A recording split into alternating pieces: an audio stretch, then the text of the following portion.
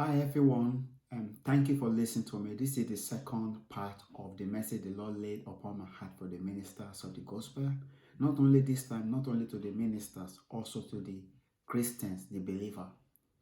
And the message is, how are you feeding my sheep? Apart from talking about spiritual feeding, how about physical feeding? With this coronavirus going on, where people are in lockdown, what are we doing as a Christian to help other Christians that are unemployed or that they don't have food to eat? I want us to use a scripture to just show you how important the way the Lord deal with people. In John chapter 6, verse 4 to 14, I'm going to read it. Now the Passover, a feast of the Jews, was near. Then Jesus lifted up his eyes and seeing a great multitude coming toward him, he said to Philip, "Where shall we buy bread that these may eat?" But this he said to test him, for he himself knew what he would do.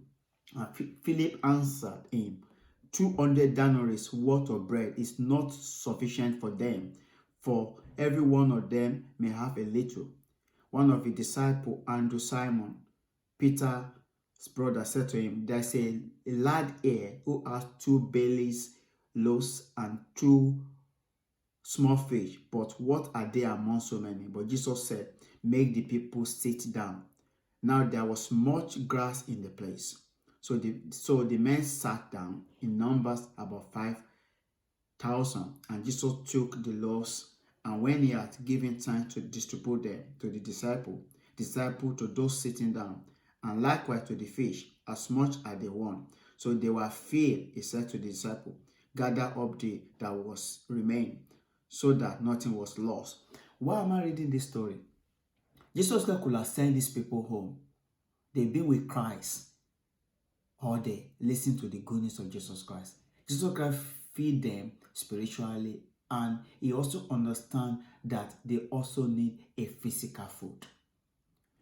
All your congregation members have been faithful to you all this year. They have been paying their tithe, they have been paying their offering. This is not the time we're supposed to have thousands of money in our bank account. This is time as a church we need to help people that are struggling. There's a lot of congregation that are at home. They don't even know what they are going to eat. You know what James said? Let me just read it quickly.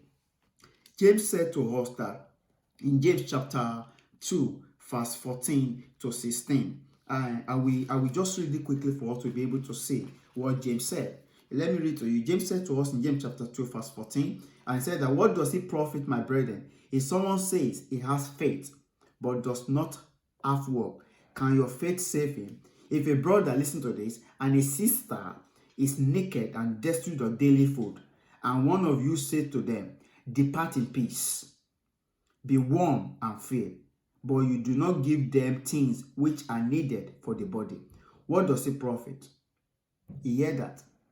What is the point of preaching to your brothers, to your sisters?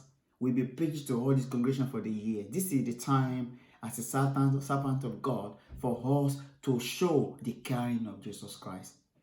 Christ feed 5,000. He could have sent them more. Even the Bible tells us in Acts of Apostles chapter 4, 32 to 36. And he said that the people, they were doing things in common. Nobody lacked anything. So I'm asking us as a ministers of God, this is the time when, apart from following our congregation, how are they doing in lockdown? This is the time we need to ask them. Some of them, they don't have food to eat. Some of them, they have children, they are sleeping hungry with no food. This is the time we need to do a practical Christianity. Not only preaching only the word of God, but also let the word of God be a practical, that people that are listening will know that indeed Christ lives among us. Thank you for listening to me, and God bless.